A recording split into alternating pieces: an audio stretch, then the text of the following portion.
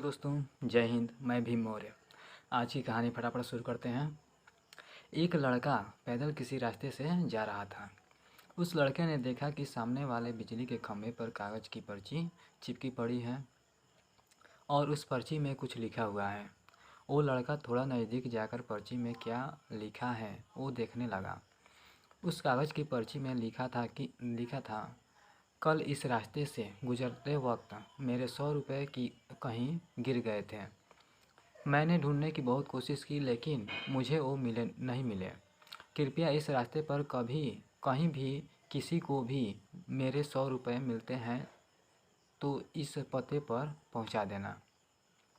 पर्ची में उसका एड्रेस भी लिखा हुआ था। लड़के को ये पर्ची पढ़कर उस एड्रेस पे जाने का मन करने लगा।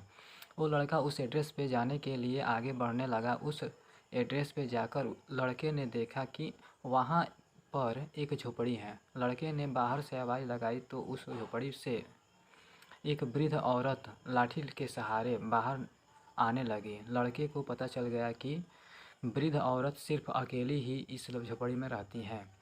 वो लड़के ने उस वृद्ध औरत से कहा कि माँ जी, आपके 100 रुपये जो गिर गए थे वो मुझे मिले हैं, ये रहे आपके 100 रुपये।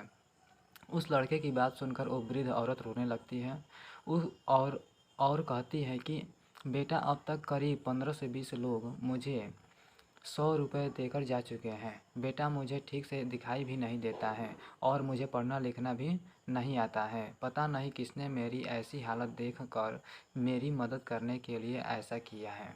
लड़के ने 100 रुपये रखने के लिए वो कहा पर वो वृद्ध औरत नहीं मानी। लड़के के बहुत आग्रह करने के बाद आखिर वो वृद्ध औरत मान जाती है, लेकिन वो उस लड़के से कहती है कि तुम जाते वक्त वो पर्ची वहाँ से फाड़ कर फेंक देना।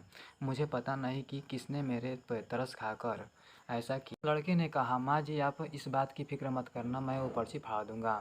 अब वो लड़का उस वृद्ध औरत के घर से निकल जाता है। थोड़ी देर चलने के बाद उस लड़के ने सोचा कि आखिर मुझसे पहले आए हुए उन 15-20 लोगों को भी इस माँ जी ने वो पर्ची फाड़ने के लिए कहा होगा, लेकिन उन में से किसी ने भी पर्ची को नहीं फाड़ा, तो मैं फिर क्यों फाड़ दूँ। वो लड़का उस पर्ची को बिना फाड़े ही वहाँ से चला जाता है। उस लड़के के मन में उस व्यक्ति के लिए बहुत ही आदर और सम्मान था जिसने तरीका ढूंढा था और इस ज़रूरतमंद वृद्ध औरत की मदद की थी।